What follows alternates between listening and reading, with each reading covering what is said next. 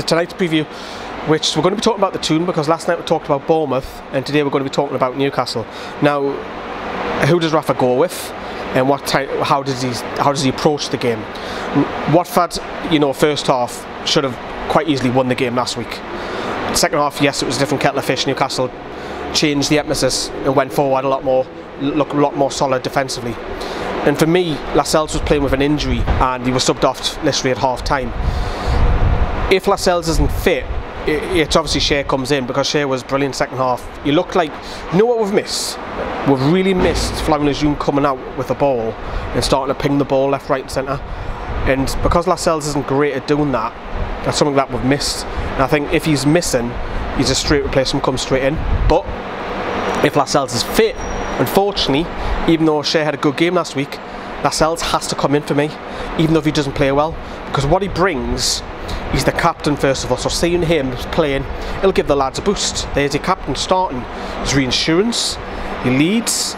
I don't think he leads as good as Fernandez mind on the pitch, but just having him there brings a calmness. Lascelles had a better season last season than he has this season, definitely, but Lascelles has played in a team which has conceded only 14 goals in 11 games. That's pretty impressive, considering he's not the best defender this season. For me, it's Fernandez.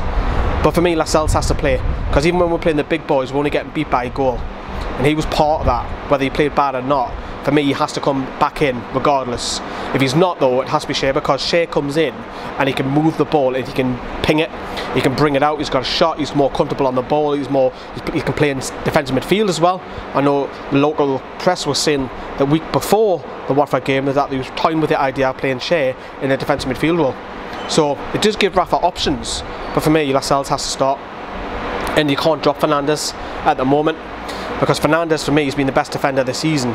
He's probably been the best player, I would say. I'll go on the longs of that. But for me, he's really surprised me, because he's no nonsense.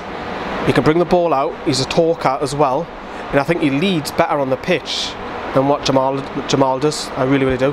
And did he switch it? That's another thing that he could do. Does he play 4 at the back? Does he switch it and go 3 at the back? That's another thing that Rafa can do. Maybe he can bring Shea in, play a wing-back system. I cannot see that happening though, not at home. Maybe away against one of the bigger sides, yes, but not at home. And then the question is, I'm going to bring up Matt Ritchie. Matt Ritchie's not producing going forward. Yes, he had a better game last week, second half in particular, than he has the last few weeks. But for me, Paul describes it perfectly. He huffs, he puffs, but he can't blow any houses down.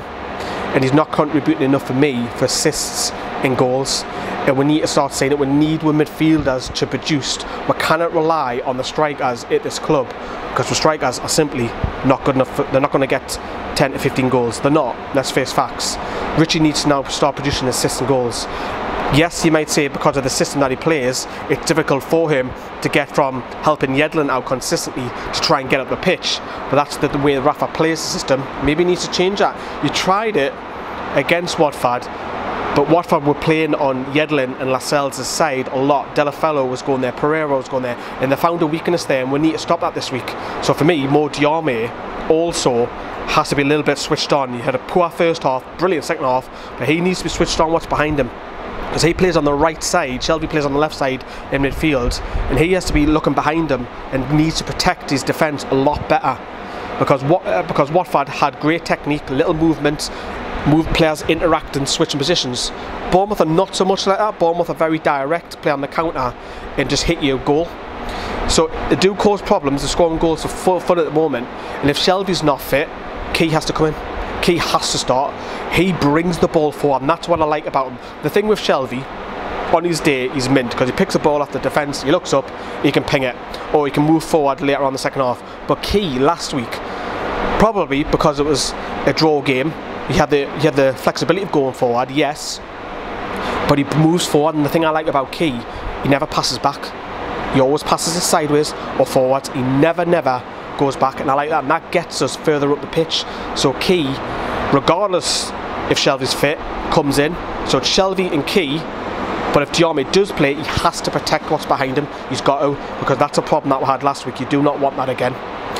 I've talked about Ritchie, I've talked about the defenders, I've talked about Diarmi, Key, and the other one for me is what do you do with Mutu, what do you do with Perez? Does he change that? Perez was rightly dropped. He's been shocking this season. Dropped to the bench. Came off the bench, luckily you might say, because of injury or tactical substitutions, whatever. It was an injury, let's face facts. He came on, produced. He had a much better second half. Even if he didn't score his goal, I think he had a much better performance than what he has been. And I think the way Newcastle played in that second half did help him also. However, he's been benched. You give him a kick up the arse, he performed. So what do you do? Do you keep him on the bench? Do you think that's unfair? I think that's unfair. Even though I've slated Perez this season, he produced, so play him.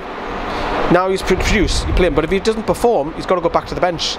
So Mutu had a poor game last week. He deserves to go on the bench this week, even though he's brought us a new fresh idea going forward. I think Rondon has to start regardless. But kind of, no disrespect to Hostel, but I think Rondon needs to run a game now, 5 to 10 games, and then hopefully his fitness comes in, he starts scoring goals. Who would you like though? That's what I want to know from you lot in the comments box. We'll do a predicted 11. We'll get one of the other members of the team to do that tomorrow for you. But let us know on those 4 who plays the centre back, if Lascelles is fit or not fit. Would you drop Matt Ritchie? Who plays in midfield if Diarmi is fit? Do you drop him? Put Key in there. If Shelby's not fit, who do you play there? And also in the number 10 position. Have a good night. Bye bye.